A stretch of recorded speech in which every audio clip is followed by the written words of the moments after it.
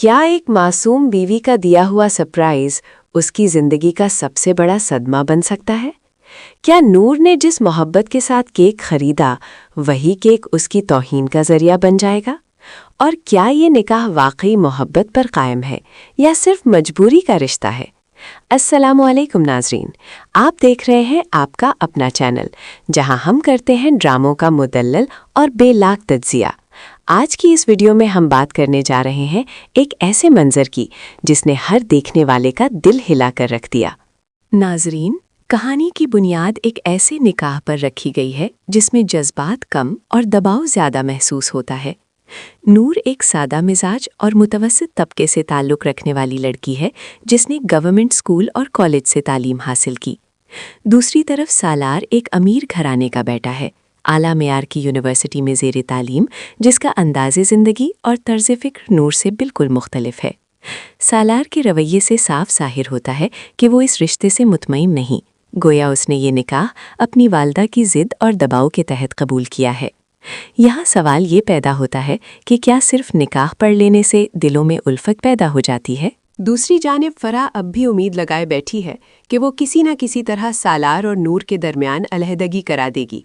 वो साफ कहती है, सिर्फ निकाह हुआ है, रुखसती नहीं हुई। इस निकाह को तलाक में बदला जा सकता है, और अगर रुखसती हो भी जाती तब भी मैं ये तलाक करवा लेती। फराह का गुमान है कि सालार ने ये रिश्ता सिर्फ अपनी माँ के दबाव में आकर कबूल किया है, वरना वो हरगिज़ आमादा न होता। अगरचे उसकी बहन मावेश उसे समझाती है कि अब वक्त गुजर चुका है और निकाह हो चुका है, मगर फराह के इरादे कमज़ोर नहीं पड़ते। वो अब भी इस रिश्ते के टूटने की मुंतज़िर है। अब आते हैं इस दिलखराश मंजर की तरफ जिसने नाज़रीन को अफसुर्दा कर दिया। अंजुम नूर को नसीहत करती है कि अगर तुम अपने शौहर की इज़्ज़त करोगी तो वो भी पलटकर तुम्हें इज़्ज़त देगा। मर्द को मोहब्बत और एहतराम से जीता जाता है। नूर इस बात को दिल से लगा लेती है। वो तय करती है कि सालार को सरप्राइज़ दिया जाए। वो निहायत खुलूस और मोहब्बत के साथ केक खरीदती है, इस उम्मीद में कि शायद 8 सालार के दिल में उसके लिए नरमी पैदा हो जाए। मगर तकदीर को कुछ और मंजूर था। जब नूर केक लेकर सालार के कमरे के दरवाजे पर पहुंचती है तो सालार फ़ोन पर रश्मा से बात कर रहा होता है। वो नूर को देख लेता है लेकिन जानबूझकर उसे नज़रअंदाज करता है। अचानक उसके जहन में ख्याल आता है कि क्यों ना सुबह वाली बात का बदला लिया जाए। वो नूर को अंदर बुलाता है, बज़ाहिर मुस्कुराते हुए कहता है, मेरे लिए केक लाई हो? बहुत शुक्रिया। नूर की आंखों में उम्मीद की चमक पैदा हो जाती है।